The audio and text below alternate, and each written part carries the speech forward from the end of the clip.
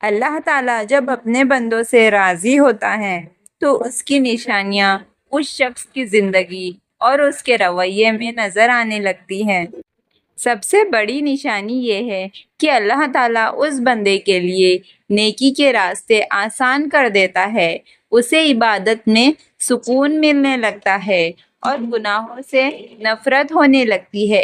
اگر آپ کا دل خود بخود نماز اور قرآن کی طرف مائل ہو رہا ہے تو یہ ایک بڑا اشارہ ہے کہ اللہ تعالیٰ آپ سے راضی ہے۔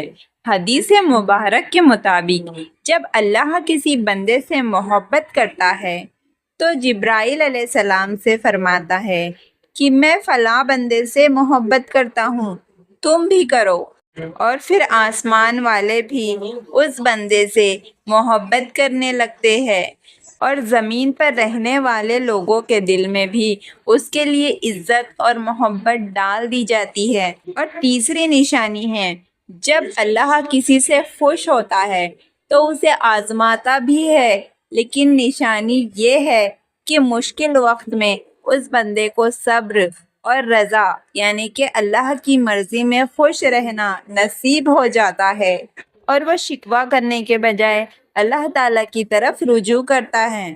چوتھی نشانی ہے کہ اللہ اس شخص کو برائیوں سے بچانے لگتا ہے۔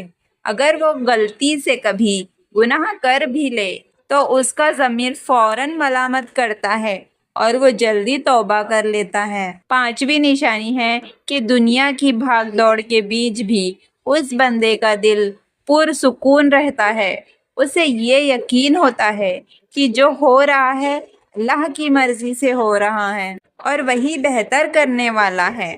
چھٹی نشانی یہ ہے کہ اس شخص کے اخلاق نرم ہو جاتے ہیں، وہ دوسروں کو معاف کرنا، ان کی مدد کرنا اور نرمی سے بات کرنا شروع کر دیتا ہے۔ بزرگ فرماتے ہیں کہ اگر آپ یہ دیکھنا چاہتے ہیں کہ اللہ آپ سے کتنا راضی ہے تو بس یہ دیکھنا کہ اس نے آپ کو اپنے کتنے کاموں میں لگا رکھا ہے، یعنی کہ خدمت اور عبادت میں کتنا لگا رکھا ہے، یہ دیکھنا چاہیے۔ ساتویں نشانی ہے، جب اللہ راضی ہوتا ہے تو صرف پیسہ ہی نہیں دیتا بلکہ جو ہے اس میں صبر اور شکر پیدا کر دیتا ہے۔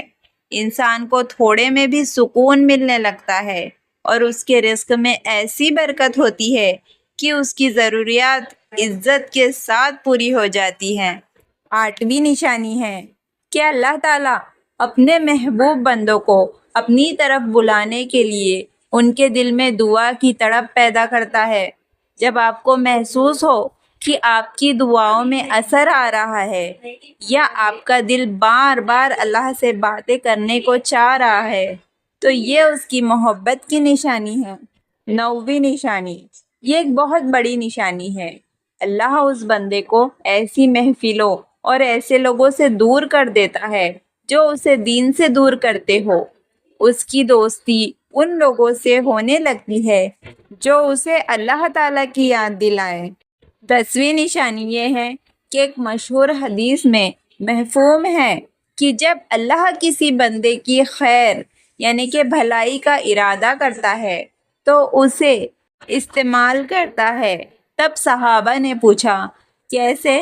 فرمایا موت سے پہلے اسے ایسی نیک کام کی توفیق دے دیتا ہے اور پھر اسی پر اس کی روح قبض کی جاتی ہے۔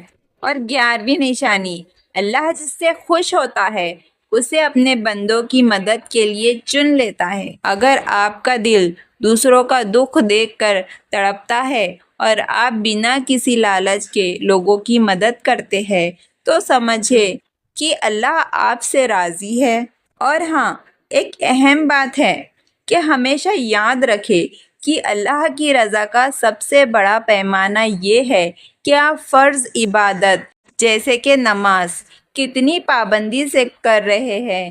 اگر آپ کا دل نماز کے لیے بے چین رہتا ہے تو یہ سب سے مضبوط نشانی ہے کہ خدا آپ پر مہربان ہے۔